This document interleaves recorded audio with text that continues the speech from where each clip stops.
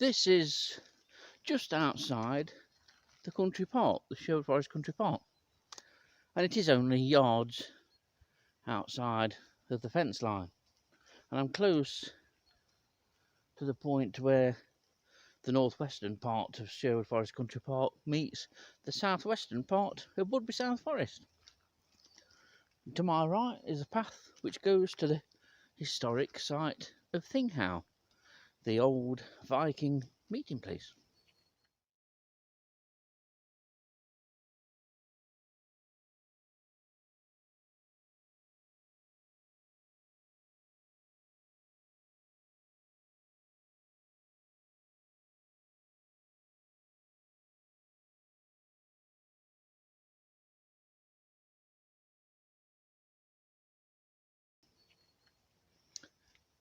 In front, it looked a very different picture a number of months ago. Largely because it was dark. The weather was quite similar, I remember it, because as I was walking around here surveying the Thinghow area for glowworms, and I'd done a couple of miles by this point and reached here and started to walk up the path in front, all of a sudden there was the welcome glow of a single female glowworm. A couple of 100 yards further up the path there was a second one, but the importance of these two female glowworms is that this is a new area for glowworms in Nottinghamshire. There have been no other sightings or reports from this area historically. It made my yomp around Clipston Old Quarter and Thinghow that night all the more worthwhile, especially so because a number of years ago Dilys and myself walked down this path and then up the path just the other side of the silver birch that you can see just left of centre, and we didn't find any. And we'd done this path several times in the intervening years. It just goes to show that within the Sherwood Forest area, glowworms are still present at some sites, but at very low densities, and they're easily missed.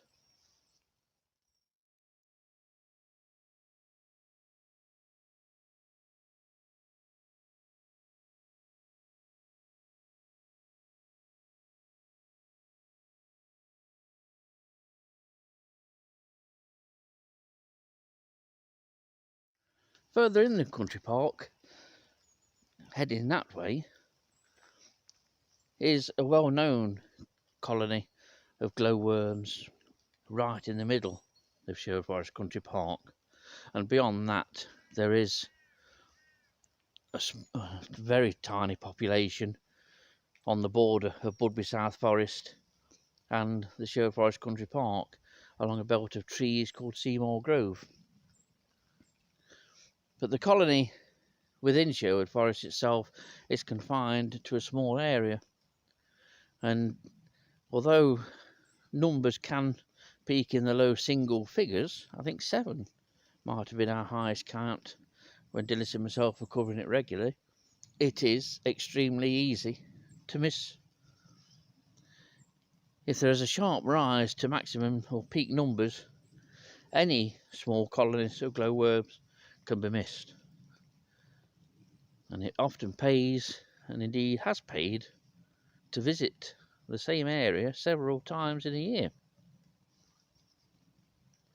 It might seem pointless visiting a site for the 3rd, 4th or even 5th time when you've not seen any glowworms there. But that 4th or 5th time can be the time when you see the one solitary female that's present at that location.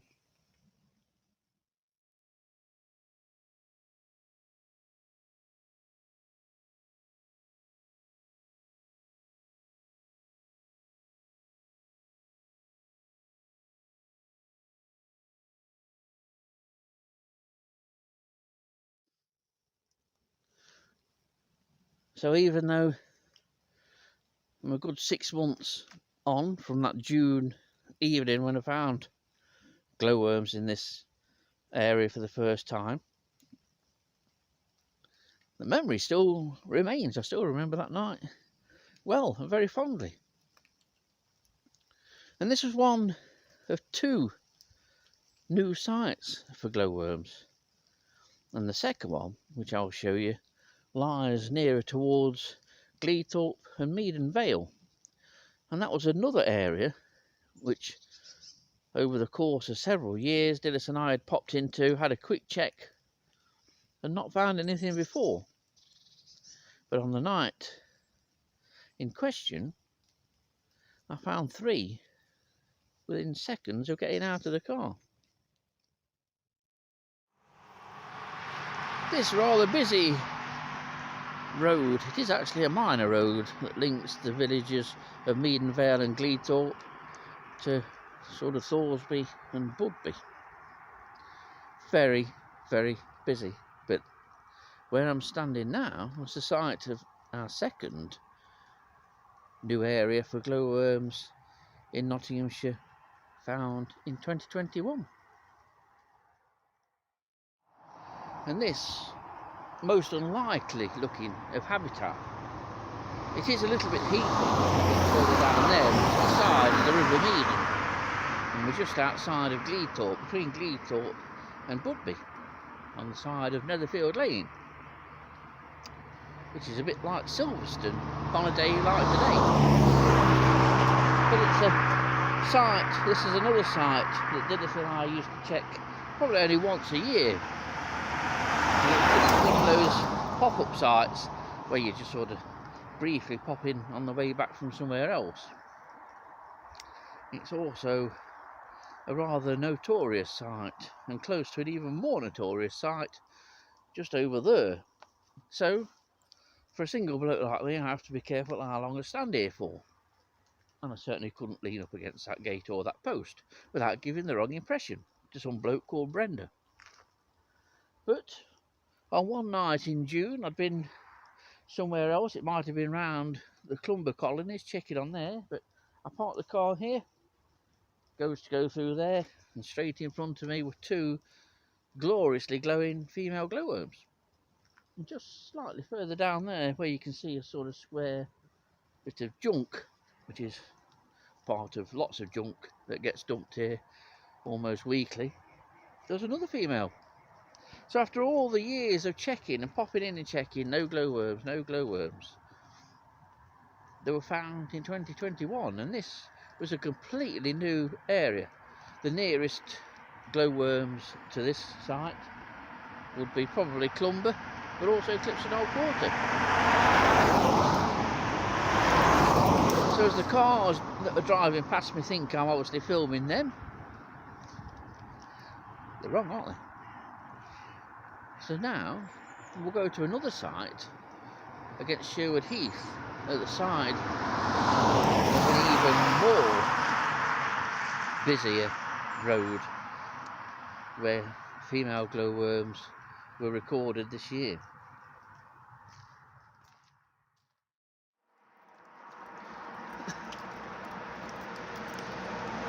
This is the side of the very busy A616.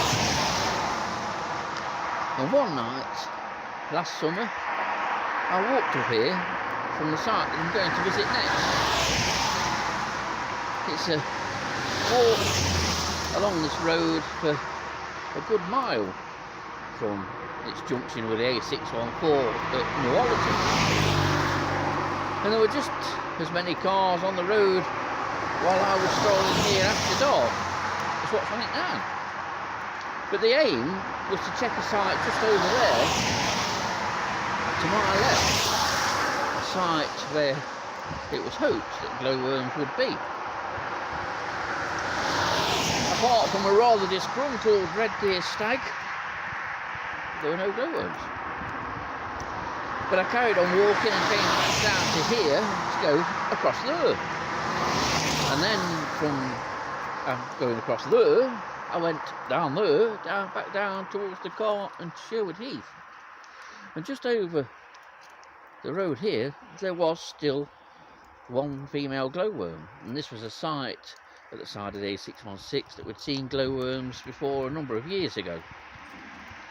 And it was during the walk from here back to Sherwood Heath that glowworms were found in two areas on the way back. It effectively linked Sherwood Heath and Sherwood Heath's glowworm population with the population up back down there to Budby and to the Swinecote Road colonies at Budby. And of course they link the Sherwood Forest Country Park and Clipston Old Quarter colonies together. And all these colonies, or smaller colonies, now form a link to Clumber through Thoresby. And how about this for an unusual and surprising location for glowworms? Yes, you might think that I'm still stood at the side of Silverstone racetrack. Although that Audi sounds particularly dodgy, as though it's ready for Jalopy Corner. But right underneath this road sign here was one of the year's biggest surprises. Well, surprise in a way, because this stretch of road between Ollerton and Edwinstowe, we'd always suspected, Dillis and myself, that glowworms may well be along this roadside. And indeed we were recounted a story by a gentleman years ago who said that at one time you could walk from Edwinstowe all the way to Ollerton and see glowworms. He may well have been right, because during one particular night during June, I think it was, or it might have been early July by this time, I'd done a circuit of Sherwood Heath and decided to come down this stretch of road. There's no street lights until you hit this bit, when all of a sudden it becomes Blackwall illumination. Now I did find a glowworm further up there, up towards the sewage farm, which I filmed, and then I continued my walk, but I was ultimately stunned when, more or less beneath my feet where I'm standing now, was another female glowworm. I've already done one video about glowworms at the side of the road. And as I get near to the Alders pub, which is there, and there's Ollerton Roundabout and Costa and McDonald's and whatnot. House there, 2 petrol stations, traffic island, and female glowworm. This is the second one along here.